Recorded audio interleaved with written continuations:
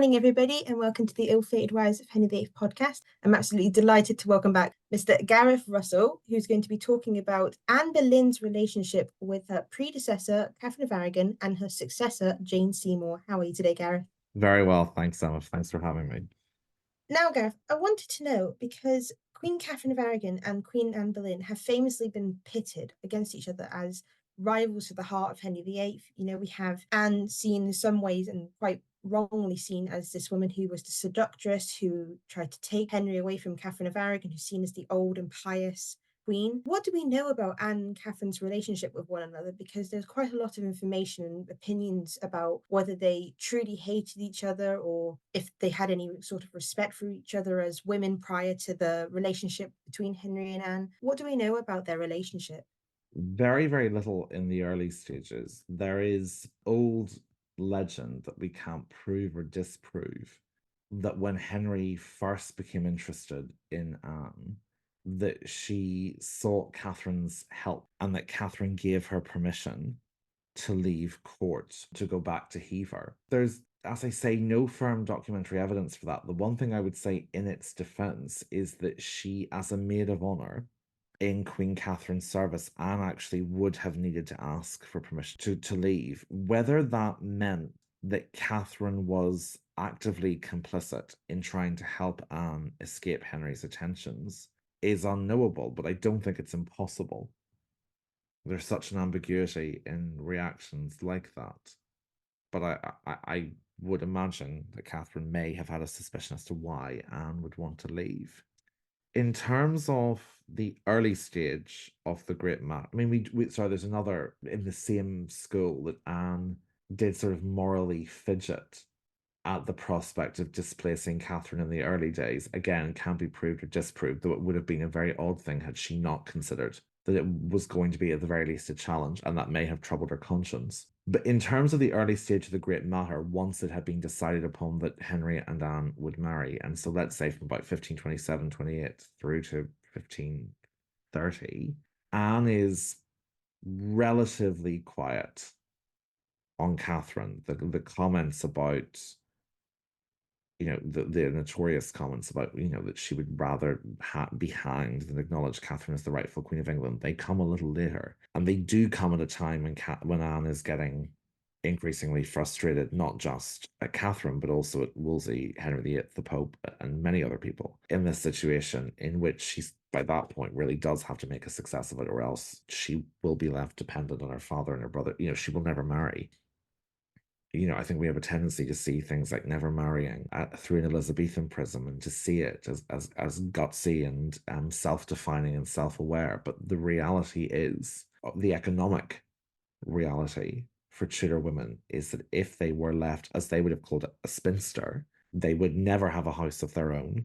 They would be completely dependent on their father's generosity, and when he died, their brothers, and if he died, their nephews. There were such huge risks to a woman from Anne's class in not being married, particularly if she had survived at old age. The security, as hard as it may be, I think, for us to fully grasp just how profound a truth that was. In the 1520s, security lay in marriage.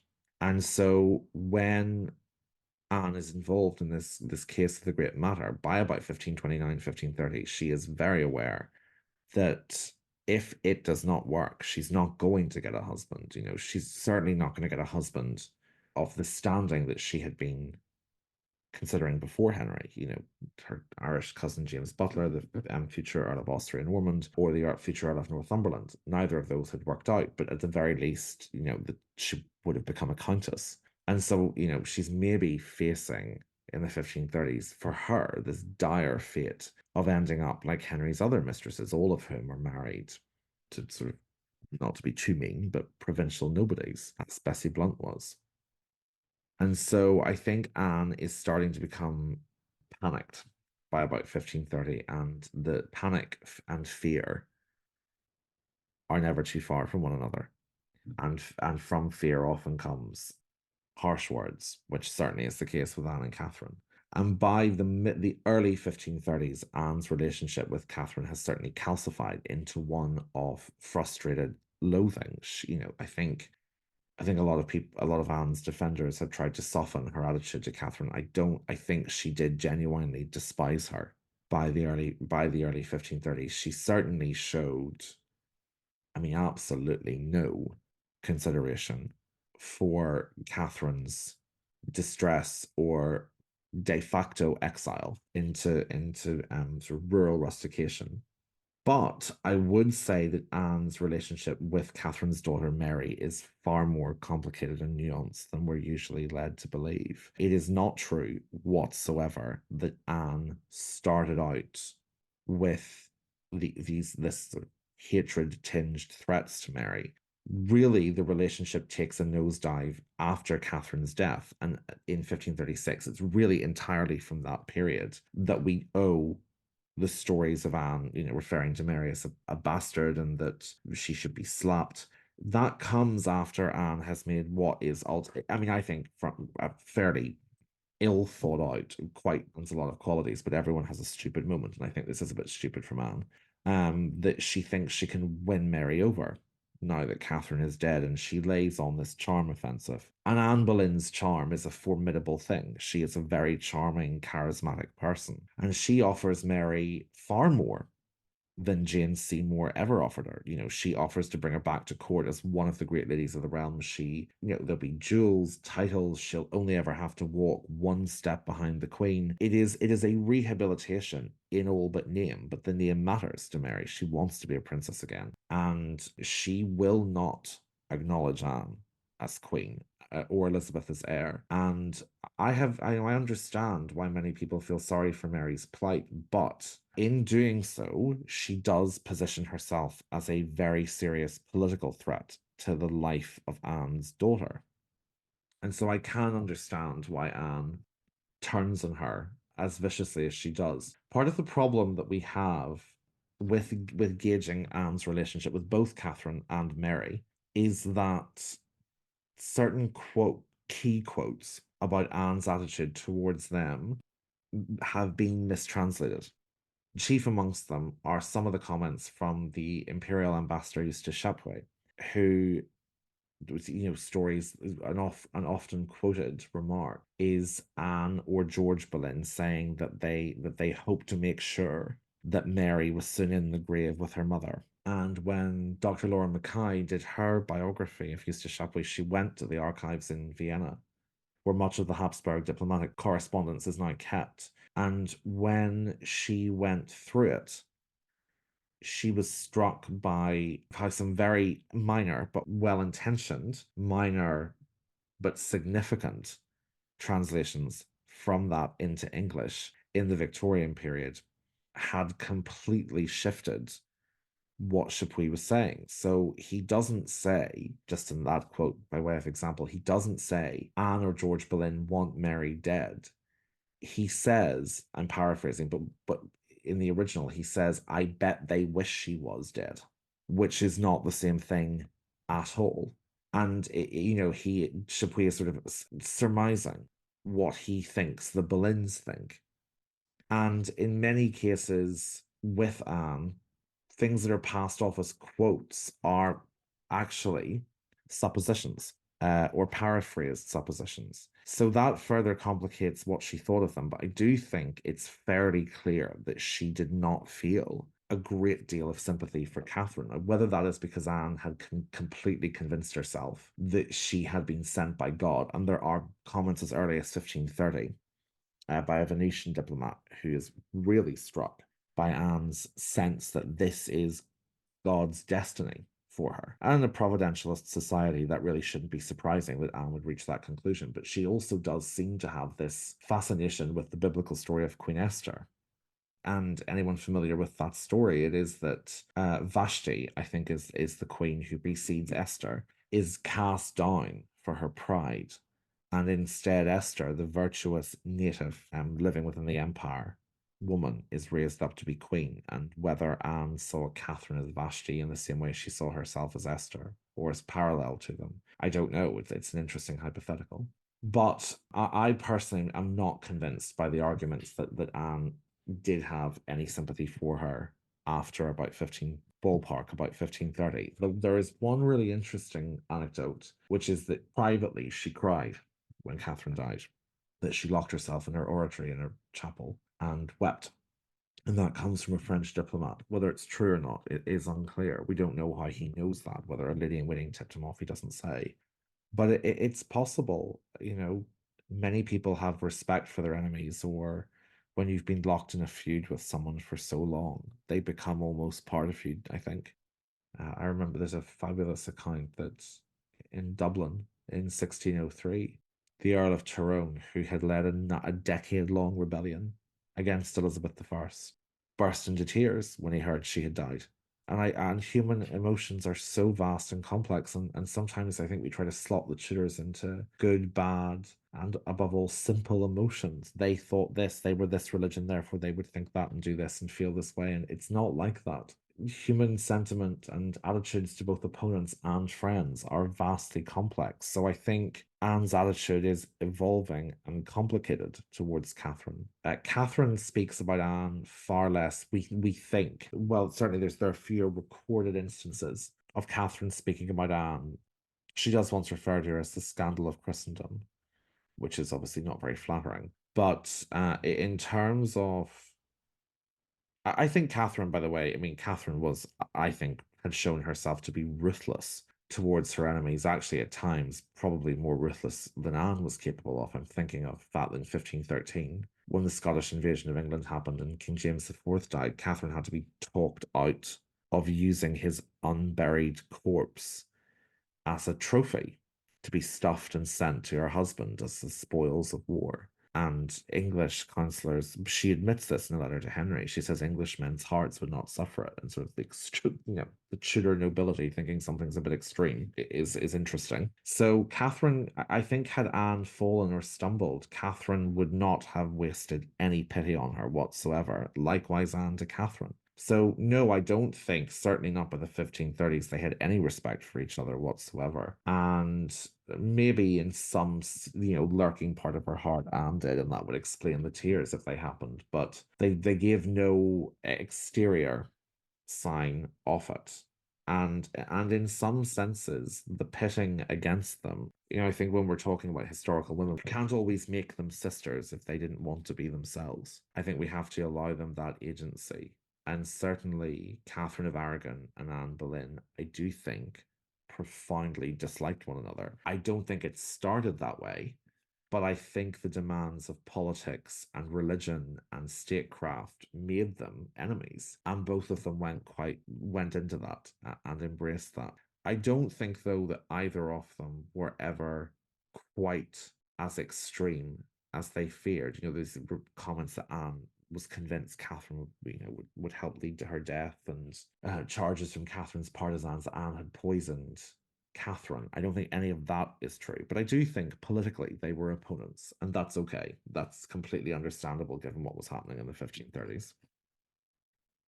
And it's so contrasting to see because we see Anne replacing Catherine as the Queen of England. And I do believe, correct me if I'm wrong, that they were briefly related. They've been descendants of Henry III. And she herself, Anne, is replaced by her cousin, Jane Seymour, as Henry's third wife.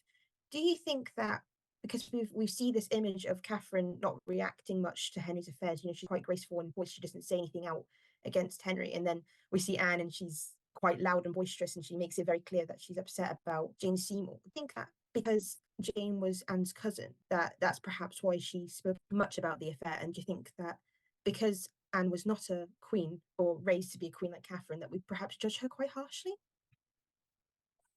It's interesting, even the language we use there. Catherine's response was graceful, and Anne's was boisterous. I would agree, but I don't think it was just with Jane that Anne did that. I think it was with every threat Anne did that. This is just sort of a personal observation. I'm always quite struck by the continued characterization of Catherine of Aragon's response to Henry's adulteries as the commendable course, as the dignified course, and Anne's as the undignified course. Now, there is a way in which you can sustain that argument, but to play the alternative advocate here, there is a different way of viewing their reactions. And the way to view Catherine of Aragon's response to the adulteries through a different prism is to stop doing what all of us do, which is seeing the world of Henry VIII's court solely through the eyes of one of his wives, and to start seeing it through the eyes of people who worked for them. And when you do that, Catherine's response no longer seems gracious and calm. It seems ruthlessly pragmatic and a dereliction of moral duty. So you have to imagine who these women are that he's going after in Catherine's household. Several of them are unmarried maids of honor. The protection of their virtue is the Queen's responsibility. That's why they're there. So when Catherine steps back and permits these affairs to carry on, affairs which these maids of honor had absolutely no way of avoiding or saying no to unless she helped them, then all of a sudden it doesn't look dignified and elegant and responsible. It looks like, in order to preserve peace in her own life and to make life easier for herself, she washed her hands of these young unmarried women and she left them as prey to her husband. And looked at from that prism, Catherine's behavior is a lot less commendable and a lot less dignified and much more cold and ruthless. I'm not sure how much I agree with what I've just said, but I think it is worth tempering the discussion about their different responses by remembering that simply because Henry VIII was constantly telling us that a good wife shut her eyes, as your betters have done, as he put it to Anne Boleyn, it's not necessarily true that that was the way to behave. And in Catherine's defense, and the reason why I do believe that she made a decision to sort of offer up, not or to sorry to leave undefended the women of her household, is because we know that very early in her marriage she did object to one of Henry's affairs, and he retaliated by dismissing one of her favorite ladies in waiting and arguing with Catherine. And some historians will say, oh, she learnt her lesson quickly. Yet she did. That's not a good thing. It portrays Henry even then as manipulative and cruel. And at this point, he's about 18, 19. He's not, it's not the kind of the tyrant. I don't really believe that he turned into a tyrant. I think the traits were always there. But Catherine then proceeds over the next 2 decades, I mean, decade and a half, sorry, as far as we know, she tolerates the affairs, which means she tolerates. We don't know if everyone who was, put into a relationship with Henry VIII went there willingly. And we've also bought into this idea that every aristocratic family were trying to use their daughters as pawns. That's not true. Many of them were families who loved their daughters and were uncomfortable with this. But they had no one to help them. And when you have, the thing I would say to go back to an earlier point, to temper that is, if it is true, that legend that Catherine let Anne go, then it is very possible that actually Catherine was trying her best in the shadows to get these young women out of the way and to help them if they wanted to go. So that then means she wasn't, then it becomes there's a third option. Was Catherine actually never as tolerant of these adulteries as we thought she was, but actually she was trying her best to get them out? Anne's response, there's also, I mean, it's interesting.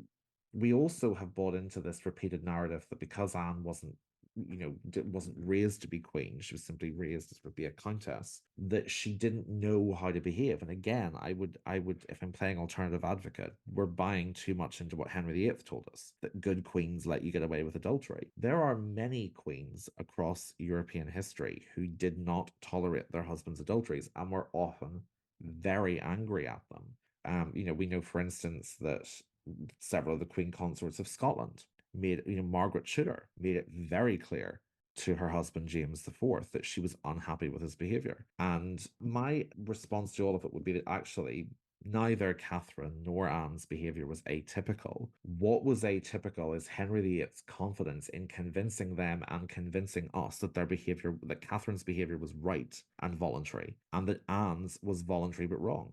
I don't think that's the case. I think Anne responded actually more typically than Catherine did. But Catherine also had a husband who had proven within months of their marriage that he was quite prepared to punish her and humiliate her if she objected to his adultery. So I think the X factor there is on Henry rather than Catherine and Anne. On the really interesting point you brought up, Emma, about them being related, I think they were sort of Catherine and Anne were seventh cousins. They're twice removed, I think. So it means that they shared a great, great, great, great, great, great grandparent. I think even about 256. So as she say rightly, it's a very distant relationship. Her relationship with Jane is closer.